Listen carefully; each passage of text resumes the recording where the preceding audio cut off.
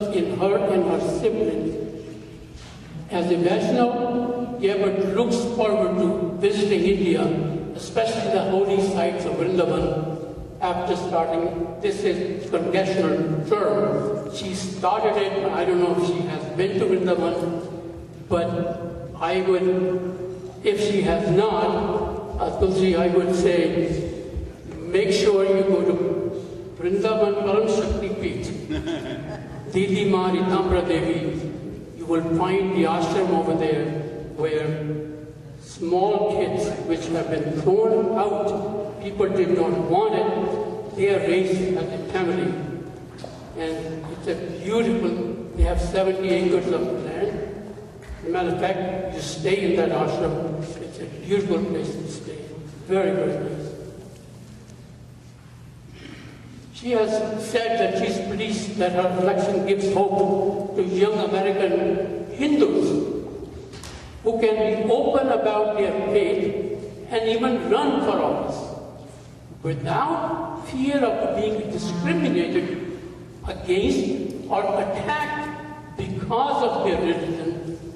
In 2002, Gabbard was a martial art instructor. So this is really a lesson for all of us that we can pass on to our generation, that nothing in this world can prevent them from making progress in this country, whether no matter what religion, what caste, or whatever your denomination is.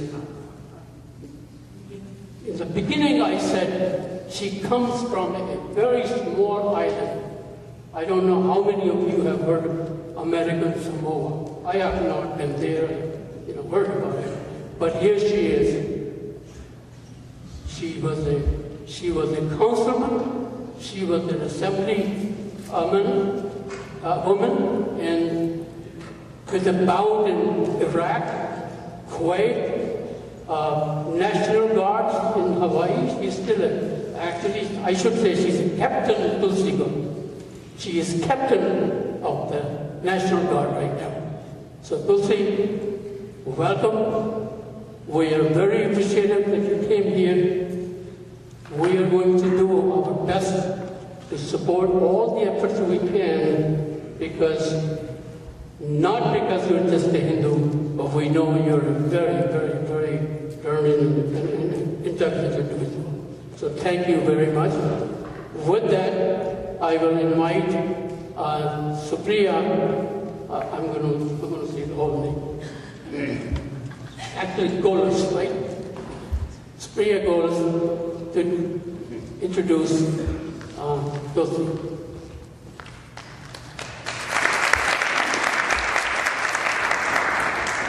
Good evening and namaste to all of you. It gives me great pleasure in introducing Representative Tulsi Gabbard today. Representing Hawaii's 2nd Congressional District, Tulsi is one of the first 2 female combat veterans, first Hindu, and first female of Samoan ancestry to ever serve as a member of the U.S. Congress. She deserves it.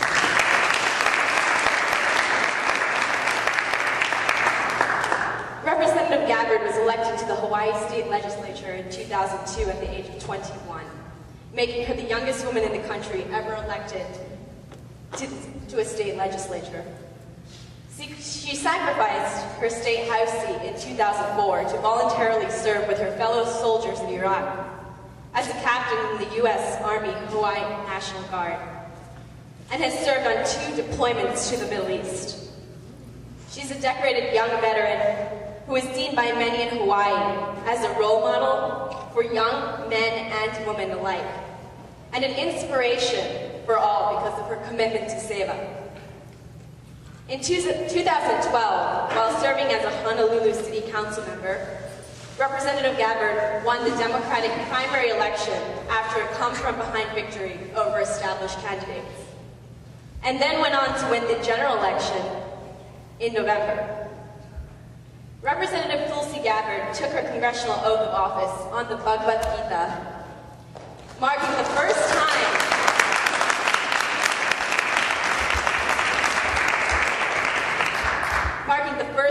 that this has ever been done done in the U.S. Congress. Without further ado, let me introduce Representative Gabbard to talk about how Hindu faith helps and encourages every one of us to do seva, to lend a hand to other people. Thank you.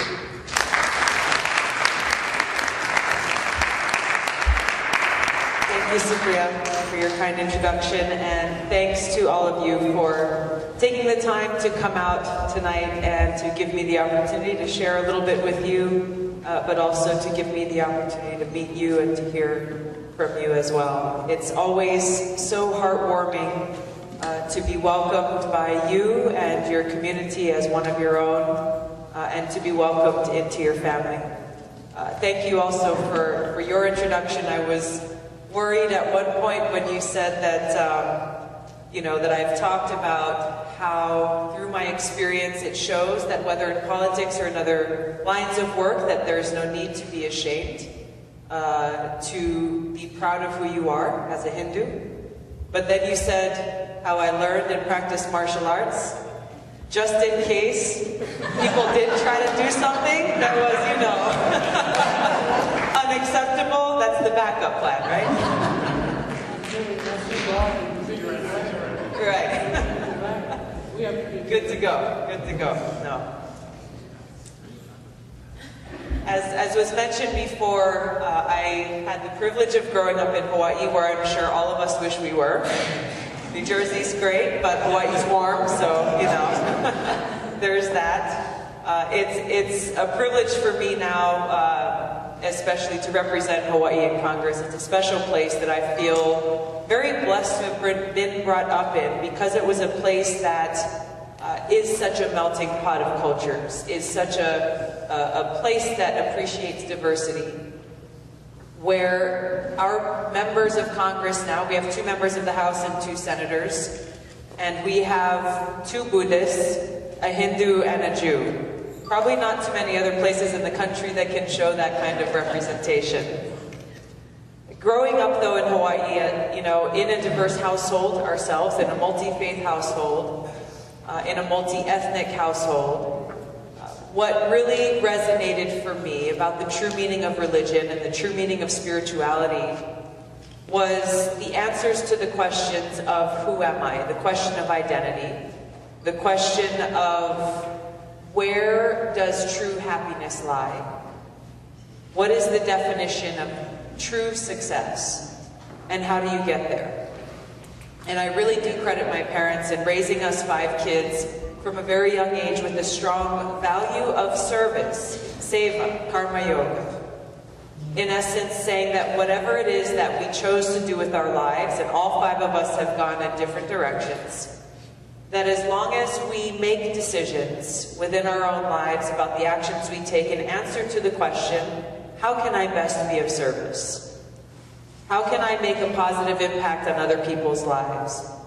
That the path itself didn't matter so much, whether it was politics or law enforcement. My younger sister is a deputy U.S. Marshal in D.C., used to work in New York, or business, or medicine, or law, or engineering. Whatever the field may be, that you will be successful if what you are doing is dedicated within the service of God and the service of others. And that really being at the core of the real meaning of religion.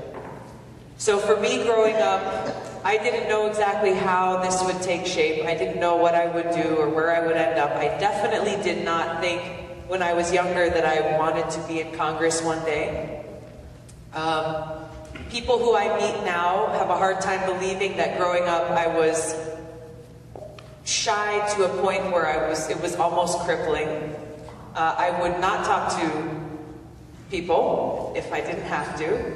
And my younger sister, who was far more outgoing than I was my spokesperson growing up. We're 2 years difference in age, so I would make her go out and talk to everybody, and I could do my thing in the background, practice my martial arts and go surfing and, read my books.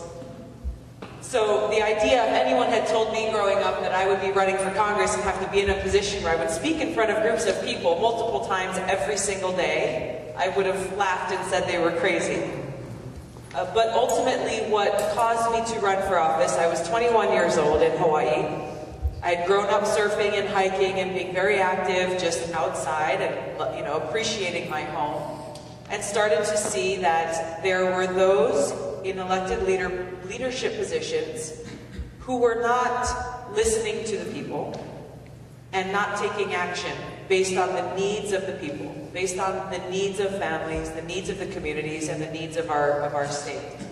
And that's what motivated me to offer to be of service in that way.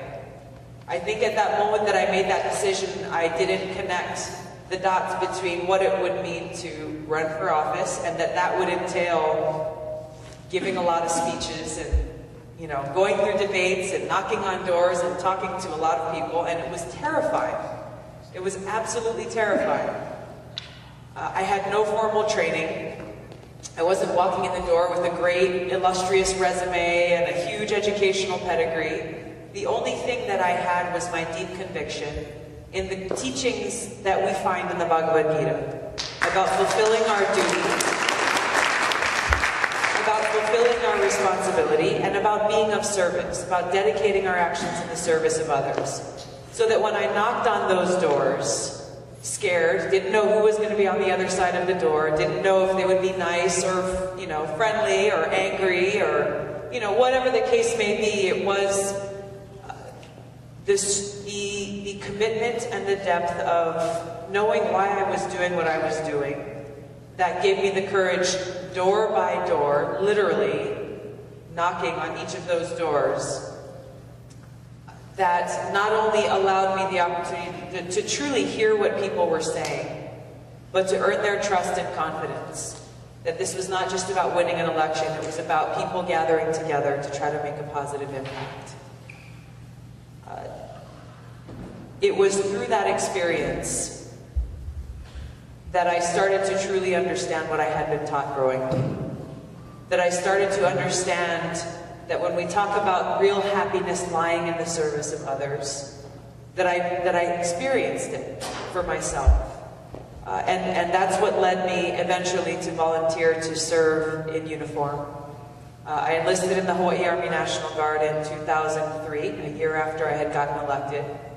A year later, when I was campaigning for re-election, our unit had been activated for a deployment in Iraq. I was not one of those who was on the mandatory deployment roster. I was in a medical unit at the time. Someone else had already filled the job that I was trained for, medical operations and logistics. But I knew that there was no way that I could stay behind while 3,000 of my brothers and sisters in uniform prepared to march off into a battle on another part of the world that really they felt no connection to. So I volunteered to deploy, left my seat in the legislature, and embarked on an experience that was incredibly shaping for me and gave me the opportunity constantly on a daily basis to reflect on some of the incredible teachings that we find in the Gita. When I first got to our camp in Iraq, we were about 40 miles north of Baghdad, and the camp where we were was more commonly known as Mortaritaville because of the daily mortar attacks, multiple times a day that happened. And you know, I think for soldiers there, it was a way to kind of make a little bit light of what was obviously a very serious situation.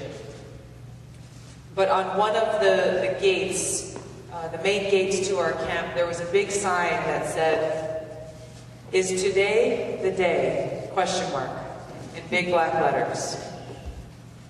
So for anyone who even for a moment forgot where we were, what we were doing, and that lives were being lost very easily, that was a reminder about basically the fragility of life and how time cannot be taken for granted.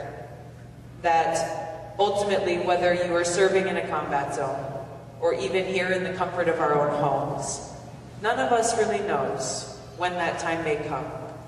And making sure that we maximize the opportunities that we have been blessed with in a way that is meaningful, in a way that makes a positive impact on other people, was really brought home for me in that place where we were surrounded by death and destruction. You know, I'll never forget the first casualty that we had in our unit. One of my jobs was on a daily basis to track those who had been injured from our unit. We had 3,000 soldiers working in 4 different battle spaces in the country.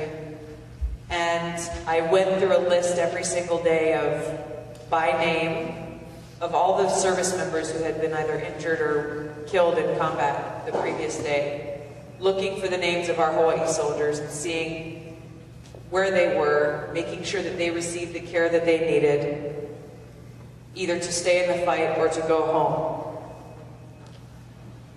The very first casualty that we had was a challenging time for all of us. It was someone who we had had lunch with the day before, or who we had, you know, grown up with on the street next to our house back home. And those times really gave me personally the challenge of finding that place of strength, finding that place where I could go as a way to continue to move forward. There are a couple of verses in the Gita that gave me solace and comfort that I want to share with you. Because for me, you know, it was, you have to create the temple for yourself wherever you are. In a place like that where you live in a tent with 25 other people sleeping on a cot and all you have is your sleeping bag. And every night you lay down and you've got your rifle next to you, your boots on the floor of the tent.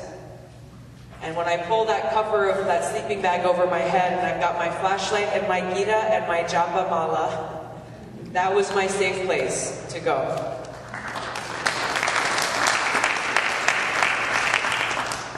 So there are 2 verses from chapter 2 of the Gita that I want to share with you. The first is chapter 2, verse 17. That which pervades the entire body, you should know to be indestructible. No one is able to destroy the imperishable soul. In chapter 2, verse 23, the soul can never be cut to pieces by any weapon, nor can he be burned by fire, nor moistened by water, nor withered by the wind. So when you think of being in a hellish environment like that, but also understanding the meaning of these verses in our everyday lives here, in the challenges that we see in our lives here, as well as the opportunities, putting everything within the context of understanding truly our identity and who we are, everything turns out okay. It's amazing when we can appreciate that we have this place that we can go to and meditate on. I saw an article recently about how many young people who maybe are 2nd generation or 3rd generation or being brought up in different cities across the country here sometimes feel the pressures of, or feeling the pressures of the need to so-called assimilate and become, you know, modern or cool here in our society, that in order to do that, they have to give up their spiritual or Hindu roots. And thinking that hedonism is somehow a step that must be taken in order to fit in today's societies here in America. And, you know, I've appreciated the role that I have been kind of given with this position in Congress to take something that was very personal for me. To take the oath of office on the Bhagavad Gita as a new member of Congress was very meaningful, because this was the Gita that I had kept with me since I was a kid and throughout my life and all of these different experiences, and something that I knew, it was a place that I knew that I would continue to go back to as a member of Congress, where that's a whole other conversation of challenges. But to know that that act that I took that was very personal would have impact on so many people to send that message that in today's world, in this American society today, that there is so much that should be held on to within these spiritual roots, which is ironic because there are so many people around the world who don't come from Indian ancestry, but who are also recognizing the truth that exists within the Gita and within these traditions from India and are being inspired by that. India has obviously contributed so much to the world in the areas of technology and innovation and science and all of these other areas, but in my view, the greatest contribution that is really having the most positive and profound and deep effect on the world is its spirituality.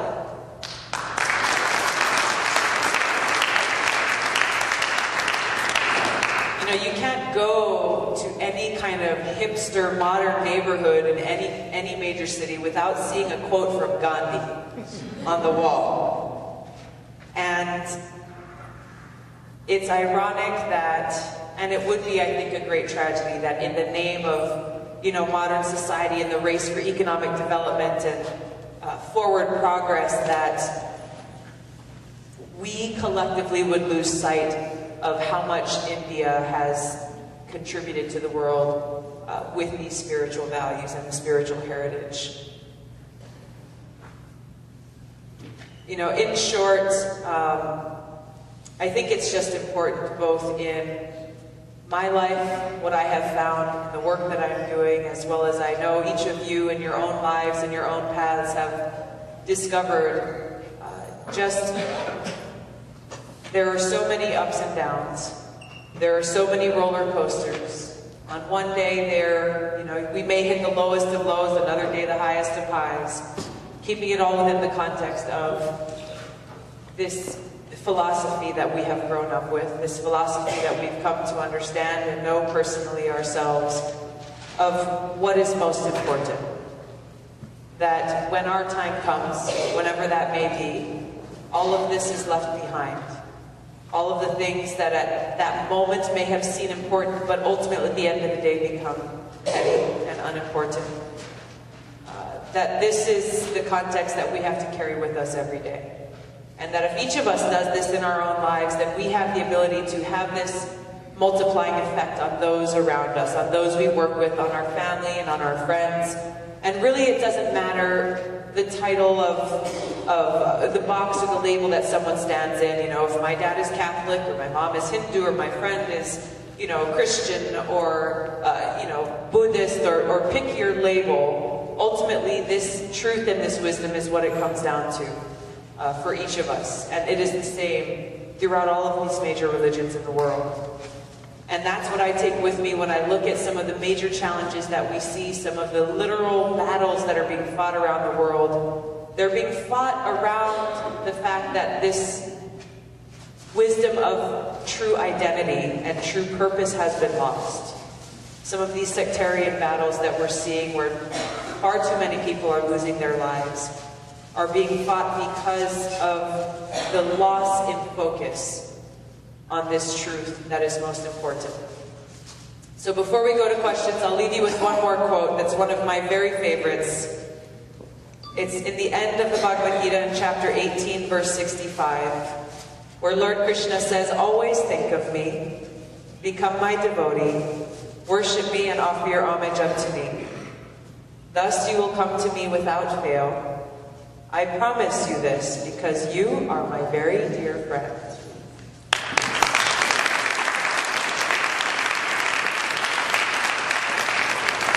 So if that doesn't bring peace to your heart and a smile to your face, then maybe we should say it a few more times. Thank you very much. I appreciate all of your support. Jai Shri Krishna. Namaste.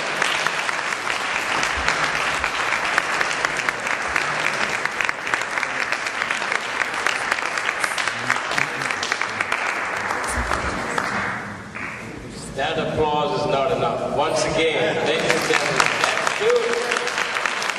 Great.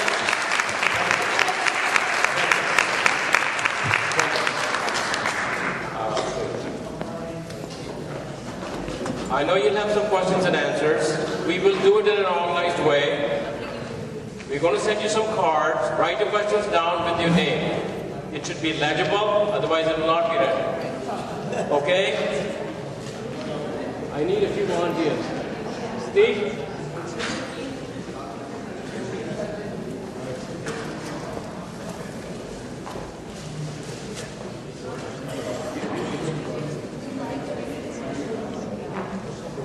While we're waiting for you to write down your questions, I want to request Arish Sahnidi, who wants to present Josie with something. My name is Arish Sahani, and I think we all Hindus, being born as Hindu is a privilege. I don't know how many people believe and accept this point, but I totally believe that you have no choice where you'll be born. If you're born as a Hindu, then you should consider it a privilege. Number one. Number two, being in this country, I've come to conclusion that there is heaven. This is the heaven right now in America. People who think of dying and finding heaven is right here. As Tulsi's name has Tulsi, dear to Krishna, she has said very clearly from Bhagavad Gita that our duty is to work and give the results to Krishna. Now here are two books which I have presented to Tulsi. These have been sent to me by Kamlesh Kapoor. Kamlesh Kapoor is a writer. He has written many books, he was a teacher for many, many years. And I think these books will help her one way or another way. One book is History of Ancient India. So now this is one book I want to quote to everybody. If they have not read this book, they should get it from the Amazon.com. Another book which he recently published is called Hindu Dharma, a teaching guide. This book is a book where you can learn from a kindergarten to, if you are an old person, age 70, you can read all about how to follow Hindu Dharma. So this book is from Kamlesh Kapoor to you to see how it can help.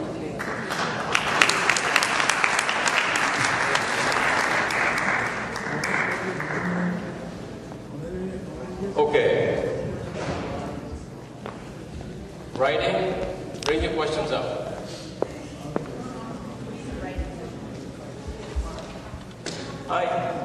Let me start. The American school, there are some distorted views about religion that are taught, as opposed to Judaism and Islam.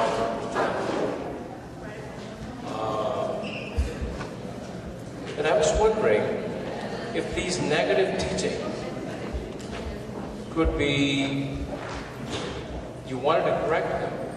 There are various ways. You can either go to the school boards or at different people who have tried in different states, California, Fairfax, Virginia, Maryland. But if you wanted to start kind of a process, a legislative process, whereby these bills that are taught negatively because of the people that have down the generations misrepresented our religion. How can we do that? Do you have any idea?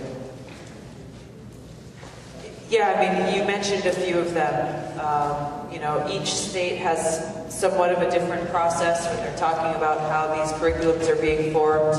Really, I mean, the bottom line, whether it is getting involved with school boards or it's getting involved with publishing houses, either on the statewide level, the regional level, the major point is getting engaged and being involved and speaking with one voice about how these records must be corrected. And as with any issue, and I can speak from the political process, as with any issue, when you get enough people who are speaking loudly enough about a certain issue, then you start to grab people's attention, and that spurs action. But that essentially is the only way that it can be done. My personal experience with this was with my campaign that 9.8 out of 10 people said there was no way that I was supposed to win my election. If you looked at history, if you looked at every political science class that anyone ever took, they would have said she's got no chance. But the only way that we overcame what were essentially impossible odds was the power of people standing up and speaking with one voice and taking action. And we turned the whole thing upside down. So essentially it's the same thing, where you have organizations, advocacy organizations. I've worked closely with the Hindu American Foundation. There are others that really have been very vocal and very active about standing up and making some of these changes and not being quiet about it. You know, you can be civil, but be strong and be courageous about saying this is what is right. And if one door is locked, deadbolt closed, you can't kick it down, then you find another door, or you create another door to be able to make those changes. At the local levels you can do it, but it's very local. You do it in one school in Virginia, one school in California State. But there are 165,000 school districts in this country. Unless you start a well-organized legislative process, this is not, that's what it seems to me. It has to start somewhere. And when it starts in these school districts, these things can multiply and they can take on a larger movement or a life of themselves. It's not to say you shouldn't start at the U.S. Department of Education, you know, whether it's building petitions or other grassroots activist ways of getting the message out. I would say you take every approach possible and not just take one path and see where it leads, from the top to the bottom and back through. It's a very tough lift, but it's one that's necessary and that will take a lot of work to be able to make some progress on. Thank you, thank you, thank you.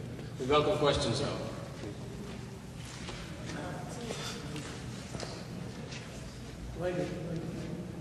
God's helping.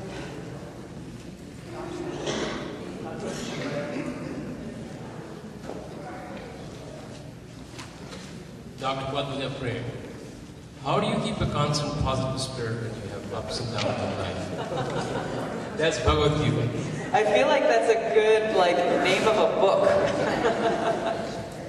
You know, it's a good question though, and really truly the answer is found in the Gita, but it comes down to perspective and putting things in perspective with the temporary nature of these bodies and how much limited time we have.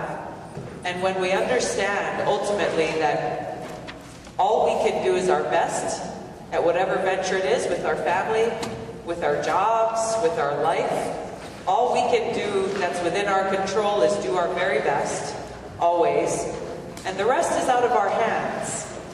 So when you look at it within that context, if you do your best, and the result is not what you expect, it's not what you would define perhaps as a success, ultimately that is not under our control.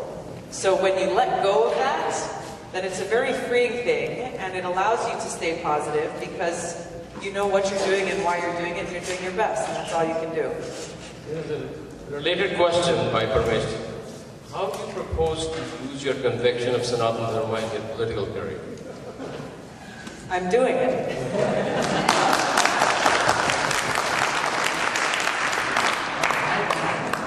You know, it's when we live what we believe and we practice what we believe in our everyday lives, there's no separation between, you know, getting up and going to school or going to work, and then you come home to your family, and then you have to partition this part of your day for your practice. When there's no separation, then people who you interact with are automatically influenced and educated and informed, maybe about things that they didn't know about. So, you know, when I was on the House floor, for example, a few months back, around the time leading up to Diwali, we were circulating a resolution that asked members of Congress to support the creation of a Diwali stamp.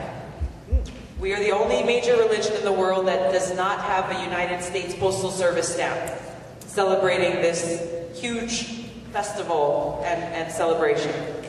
So as I went to my colleagues on the House floor and showed them the resolution and asked them if they would add their names in support, many of them said, "What is Diwali?" And They were very receptive and open, as I explained to them, more than the fact that it's a festival of lights, but really where the deep spiritual tradition and the foundation of Diwali comes from. And once they learned more about this, they were very warm and supportive and absolutely signed their name on, with not a single person saying no. We had a Hindu priest who came to the house last spring, summer, to offer the invocation as we do every single day when the house opens. A few years back, some of you might remember that a Hindu priest came and was literally booed off of the House floor by members of Congress. It was horrible and disrespectful and unacceptable. After this happened, 7-8 months ago, a number of members from both parties came and said how, directly to me and to him, how inspired they were by his words and his message. So when we practice what we preach and we live what we believe, then the effects are felt by many in ways that are seen and unseen by us.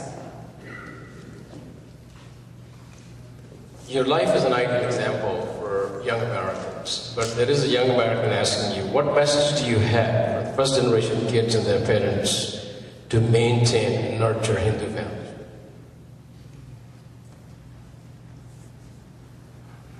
I think I can only speak from my personal experience. You know, coming from a big family, you know, we had puja in the mornings. Our parents made sure that as we were growing up, that we understood why we did what we did. That it wasn't just, okay, well, you have to do this because you have to do it. Or go through this because you have to go through the motions, and this is what everybody does, and that's why we're doing it. That there is meaning and purpose behind the actions that are taken. And that the teachings that are at the core of these scriptures are applicable in our everyday lives. For us, that was the key in, you know, our family is spread all over the world, but we have a very close and tight-knit family that is really centered around and been very kept close around the practice of karma yoga and bhakti yoga in a very practical and real way every day.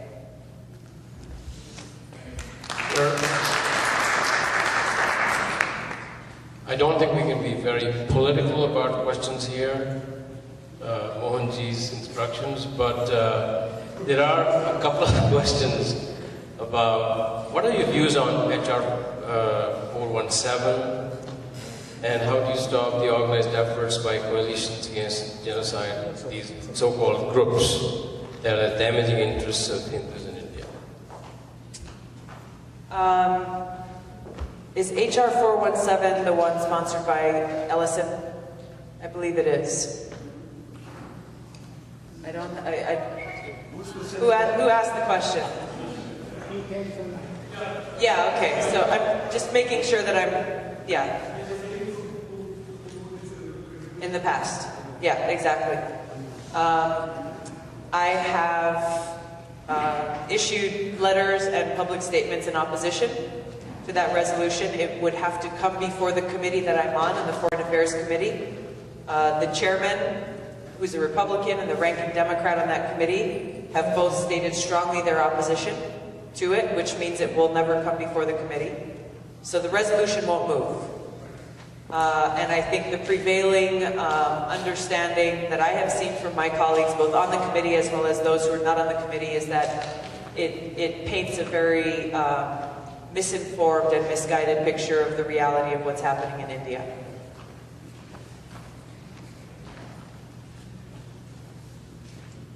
You fought for the U.S. The question is, do you believe the United States should be involved in the wars abroad? Lord Krishna did say something to Arjuna about fighting. He said a lot to him about fighting. Should USA follow that? Should the Americans follow that? You know, the question is too broad to say that yes, we should be involved in all battles in all countries, or no, we should not. This is a question of our military and of our foreign policy, which is nuanced in every perspective.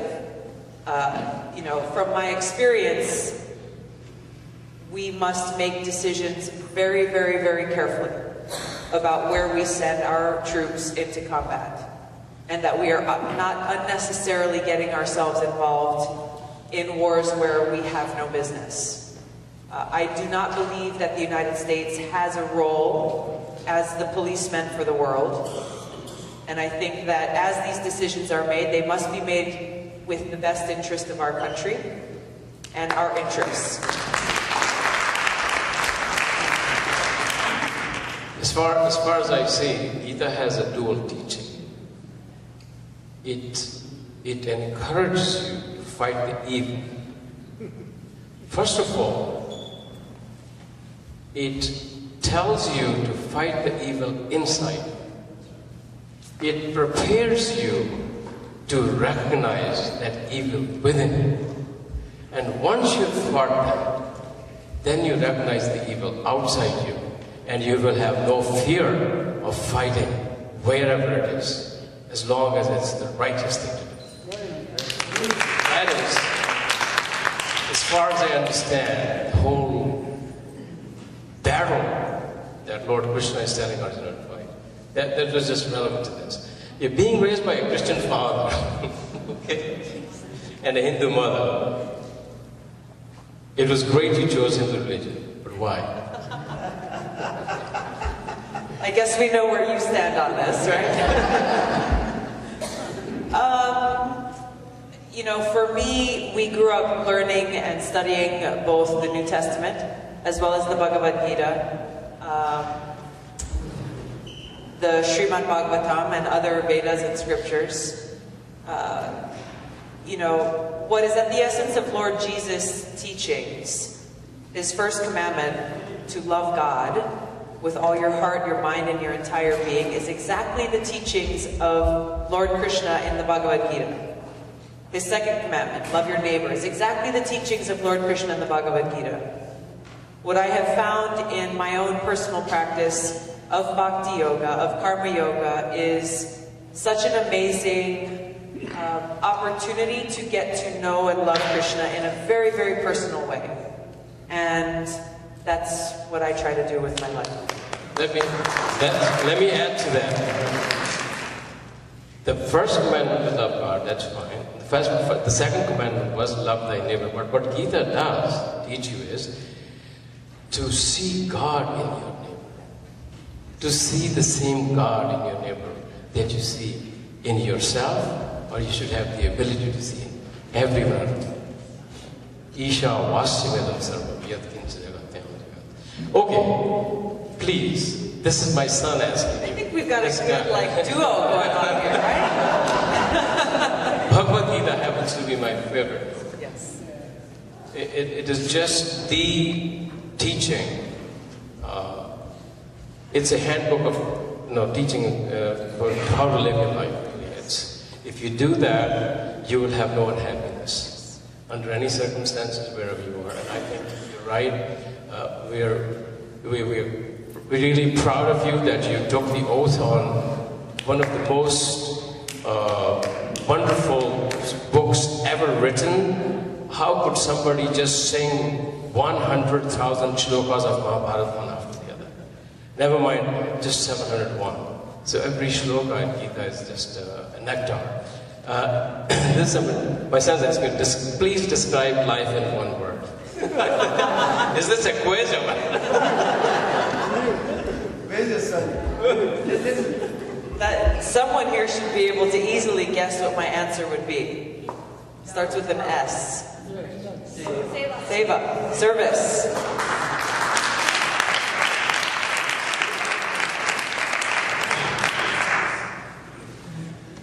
There are some political questions. Would you mind one? What do you think of the immigration reform? Overdue. Much needed. I mean, mean, you know, immigration reform is a, thank you. I think, so it's okay to talk generally about some of the issues of the day. When you look at the political challenges that exist within our Congress today, where the biggest accomplishment so far in the last year has been the fact that for the first time in 5 years we've passed a budget to fund the government. How low has the bar been set when that is a huge accomplishment? Which is horribly unfortunate, shows how much more work needs to be done, how much more we need courageous leaders who are focused on service rather than partisanship. Immigration reform is one of those issues where there is a possibility of something actually getting passed this year, which is a good thing. As we know, the Senate passed a very comprehensive immigration reform bill. Not perfect. A lot of things that should have been included were not. The House is looking to pass multiple bills that will take up many different issues separately, but looking to make those same changes. So whatever form it comes out, it's a good thing because it will provide for some forward progress in this. And you know, wherever the difference is, we're keeping a close eye to make sure that we are passing legislation, whether it deals with H-1B visas, whether it deals with the Southwest border, whether it deals with the Asia-Pacific region, how it's affecting families, how it's affecting businesses. I mean, there are so many different parts of our immigration system that are archaic and outdated and need this reform, that it won't stop once we pass this so-called immigration reform legislation this year. It's something that we're going to have to keep pressing on. And this is Pragya Kanti asking you, what advice would you have for the parents here, Hindu parents, to provide some conviction of their Hindu faith to their children? In your opinion, how will the Hindu philosophy influence, if at all, the policy matters in the United States in the coming years? I have a hard time being so presumptuous to give advice to parents. I'm not a parent myself, so that's difficult for me. But I you know, would just say through my experiences is what I have appreciated from my parents the most, and they are my very best friends. They just celebrated 45 years of marriage in December, and it's awesome. You know, what they have taught us, they have made real because they have led by example. They haven't taught us one thing as kids and done different things in their own lives and created that contradiction for us as we look to our parents to be our leaders for life. I mean, this is something, as you know, that doesn't end when we're, you know, moving out of the house and starting our own paths. This is something that goes on and something my mom will tell you. All 5 kids always call mom when they need something. That doesn't ever end. So that relationship is made strong when it is based on a spiritual foundation that is continued to be cultivated throughout our lives. And, you know, my parents are my best friends because this is what we have in common. It's more than blood. It's this spiritual foundation and focus in our lives that is at the core of our friendship. Policy, you know, again, I mean, it really is when you're able to see people for the person that they are, you know, as that soul, that true identity, then you really, if that were occurring by policymakers, not only in the United States, but around the world, then you wouldn't have the kind of friction and divisiveness that we see. So much of what we see in where I work during the day is no respect, very little sincerity, and no trust. And you have people drawing lines, taking up arms on one side or the other. Both sides are guilty of this. Completely losing sight of the fact that, hey, we have all been sent here by hundreds of thousands of people who said, I trust you to do the right thing for my family, for my community, and I expect you to deliver results. People are so busy trying to defeat each other that they've lost sight of the fact that we need to deliver results, to be of service, and to try to do what's best for our folks at home and across the country. And these labels and titles and things tend to get in the way of that. So, you know, as you said before, the teachings that we learned in the Gita about identity are not sectarian beliefs. These are things that are true of all of us as people, regardless of your practice, regardless of your spiritual practice. So it's something that can and should be remembered by people everywhere. I think and by doing that, you make better informed policy decisions, whether it be about healthcare or business or immigration. If you're more interested in actually helping people, then you make better decisions as policymakers and leaders. And I thought in the national policies as well, doesn't necessarily for the United States, but all across the nations, Bhagavad Gita's basic teaching is not to be greedy, not to be angry, not to be too possessive about anything, to be spiritually content with what you have. Every nation, every society, every sect, every religion on this earth has a right to survive and maintain their autonomy within their own confines. Whether it is China's expansionist policy, or whether it's the Shiites fighting the Sunnis, or whether it's border disputes between various countries, as long as if they learn to understand the basic policy of coexistence, not just preach it, but practice it, I think that's also in the 21st sloka of the 60th chapter. So that goes to say that not only human beings, but I think it goes for the nations, and that would be a good policy for the United States to adopt, or reach also to promote, to prompt the nations to contain themselves. Leave the international trade deficits or barriers or everything. Everything should be for cohabitation. There is a question by Gaurang ji about Modi ji. I think I'll leave that out because that's not really for us to see. We have a very serious problem. I can hardly read it, but I'll try. We have a very serious problem in this country. About 9/11 and a number of other things. Okay.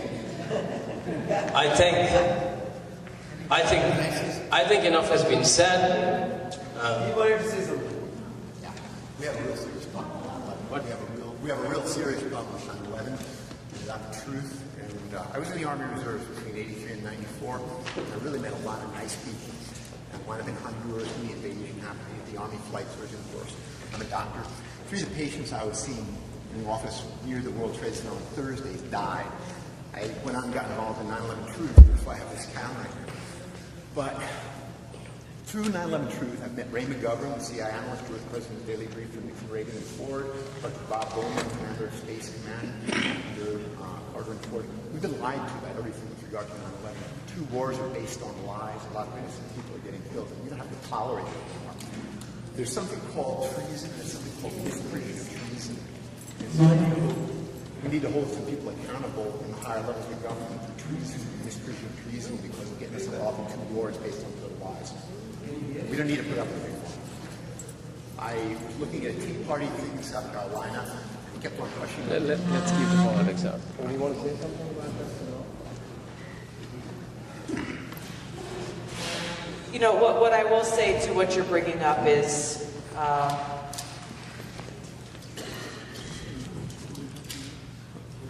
the challenge that we have within our democracy. And it is a system that's far from perfect, but it is the best system that's out there. Where we have the freedom and the opportunity to stand up and question without being thrown into jail. And where we have the freedom to stand up and to believe, whether it is worship how we choose to worship or to speak out and protest against our government on different issues, that this is one of the good things about this democracy that we have. It is our responsibility, however, as individuals to constantly strive to make it better. And I think that has to be the goal of each of us and what we try to do in our own lives. You have found your way, others will find theirs, in ways to be engaged, in ways to improve this country, to make it better, to make it stronger, to elect better leaders who will be honest and truthful and focused on service. I'm not saying anything about you, I'm saying about things at the highest levels. Yeah, I just can't speak to that, so. Yeah, well, I guess we need to get something done. It needs to be done between the people and the Congress, and we need to get the truth out. We need to get some of these people out of office. Okay. If we attack Iran, something. Okay, I think we'll leave it at that. We'll leave it at that. Now, some of you may have just forgotten to write the checks. Okay, it's please write them for Tulsi for Hawaii. Okay, those of you who came in might have just done it. Now, at what stage did you start learning about Bhagavad Gita? Do you remember? I mean, As far back as my memory goes, you know, we studied and memorized different verses, and as, I don't know, kids 4, 5, 6 years old, as early as I can remember. Yeah. That was the last question.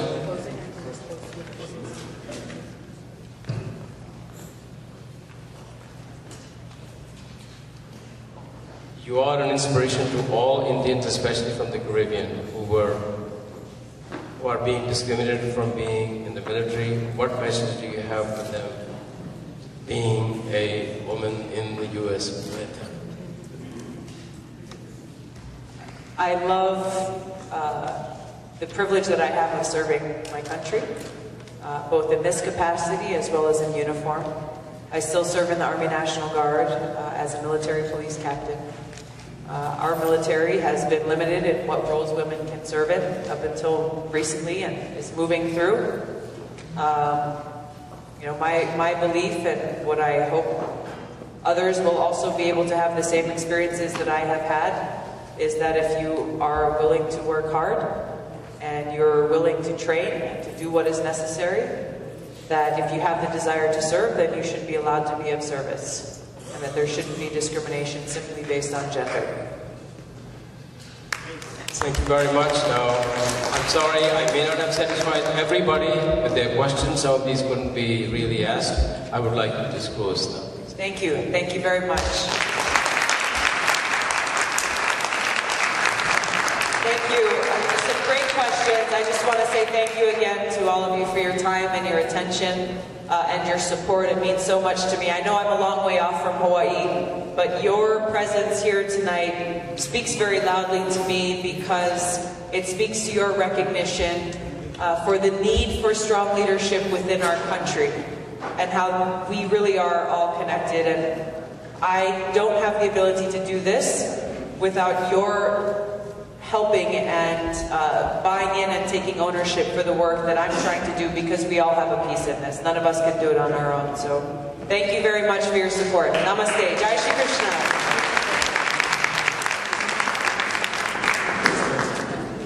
Thank you very much. Thank all of you for coming here. And just to let Tulsi know, Tulsi, we had these people here coming from far, far away, from South Jersey, from Long Island, and many of them are the leaders in their own areas, and they have all chosen to come here and listen to you, and we appreciate that. We appreciate Sanjay for providing us with the sound. Mohan Khanna, thank you for providing us with the community hall so we can all sit down and talk. And we would like you to come here again whenever it's convenient to you. So thanks a lot. Now enjoy the dinner here. So before you go, and in case you have not written the checks, Tulsi is working very hard. We need to support her, so please do write the checks. Tulsi for Hawaii. There's no minimum. Please write your checks in the name of Tulsi for Hawaii. Hawaii. Tulsi, you know everybody. Tulsi for Hawaii.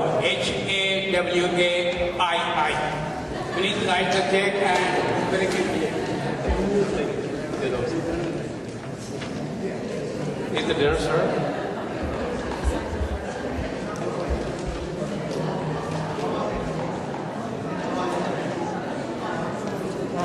I think the dinner is served. Line up nice. Neat. Shubhrastri.